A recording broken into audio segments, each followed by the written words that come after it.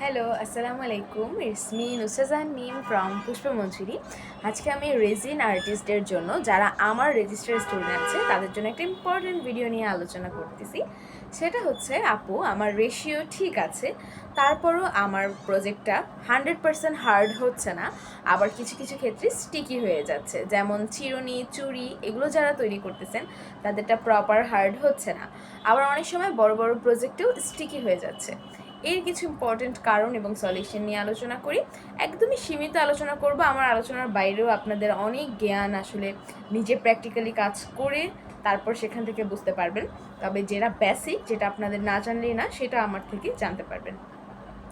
Basically আপনি 2:1 raisin ব্যবহার করেন অথবা 3:1, ডাজেন্ট ম্যাটার, আপনার রেশিও 100% অ্যাকুরেট থাকতে হবে। মানে হচ্ছে 2-3 গ্রাম বেশি কমও যেন না হয়, এটা আপনাকে এনশিওর করতে হবে। কখনোই ওই যে ওষুধের সিরাপ মাপার যে কাপগুলো বা মেজারমেন্ট কাপ যেটা থাকে 10 ml 20 ml এভাবে বোঝা যায়, আমরা ওইটাতে মাপবো না, অ্যাভয়েড করার ট্রাই করব। ঠিক আছে, আমরা একটা মেজারমেন্ট স্কেল ব্যবহার করব যেটাতে 1 গ্রাম 2 গ্রাম লেখা উঠবে ডিজিটালভাবে। তো সেখানে যদি আপনি 3:1 রেজিন ব্যবহার করেন, সেক্ষেত্রে 3 ভাগ রেজিন 1 ভাগ হার্ডেনার দিবেন।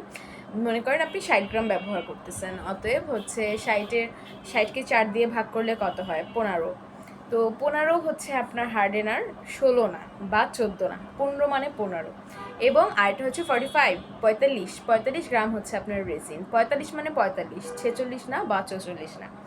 এই রেশিওটা আপনি 100% ওকে রাখবেন। 2:1 ক্ষেত্রেও সেমভাবে 2 ভাগ রেজিন এবং 1 ভাগ হার্ডেনার। ওকে, রেশিওটা ঠিক রাখলাম, কিন্তু আমার তারপরে স্টিকি হচ্ছে কেন? আপনি যখন একটা কাপের ভেতরে হার্ডেনার এবং রেজিন দুইটাই একসাথে ঢালবেন, কিছুটা ঘোলাটে হবে।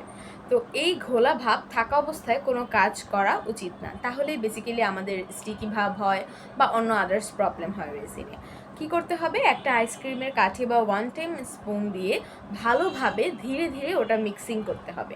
এবং দুইটাই যেহেতু আলাদা আলাদা chemical, resin and hardener, mix করার পরে যেই ঘোলাটে ভাবটা থাকে, ওইটা ততক্ষণ আইসক্রিমের কাঠি দিয়ে সুন্দরভাবে নাড়তে হবে যতক্ষণ না পর্যন্ত ঘোলাটে ভাব চলে যায়।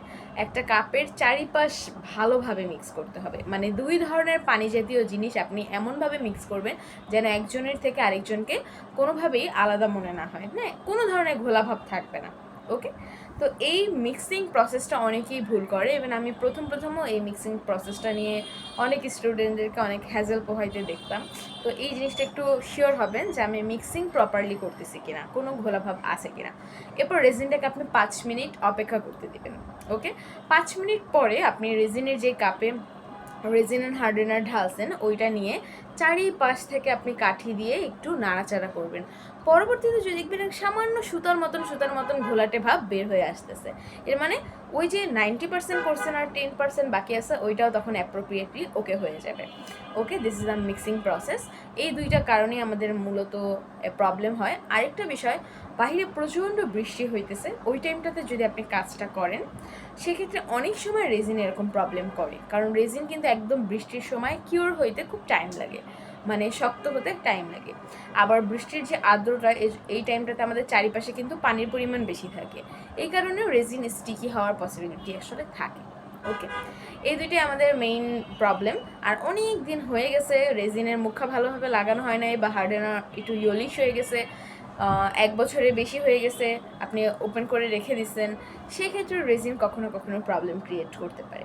তো আমার জানা মতে এই দুইটাই হচ্ছে আমাদের মেইন প্রবলেম, যেখানে আমরা ভুল করি। একটা হচ্ছে রেশিও, আরেকটা হচ্ছে মিক্সিং। এছাড়া যে ছোটো ছোটো প্রবলেমগুলো আছে ওগুলো আমরা আগে থেকে খেয়াল করব, তাহলে আমাদের রেজিন মিক্সিংয়ের প্রবলেমটা হবে না।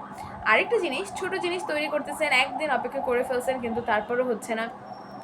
দেখেন, ছোট একটা জিনিস শক্ত হওয়ার জন্য মিনিমাম 3 দিন সময় দিতে হবে। যেমন চুড়ি দিয়ে বোঝাই, চুড়িটা কিন্তু খুবই পাতলা, খুবই পাতলা, যেমন একটা ব্রেসলেট, চুড়িটা খুব পাতলা না, এটা কিন্তু একটু রাবারি থাকবে। আপনাকে 2-3 দিন অপেক্ষা করার পরে ও একদম শক্ত হয়ে যাবে, রিয়েল চুড়ির মতন। ঠিক আছে, তো আপনাকে এই টাইমটুকু দিতে হবে। চিরুনির ক্ষেত্রেও 12 ঘন্টা বা 24 ঘন্টা পেরোলেই যে একদম হার্ড চিরুনি হবে, চুলে ব্যবহার করতে পারবেন, নট লাইক দ্যাট। যেহেতু ওটা একটা পাতলা সারফেক্স, তো আপনাকে একটু অপেক্ষা করতে হবে। সেখানে আপনি 2 দিন বা 3 দিন অপেক্ষা করবেন, দেখবেন যে আপনার যদি মিক্সিং এবং রেশিও ওকে থাকে, তাহলে আপনার চুড়ি কিন্তু 100% ওকে হবে।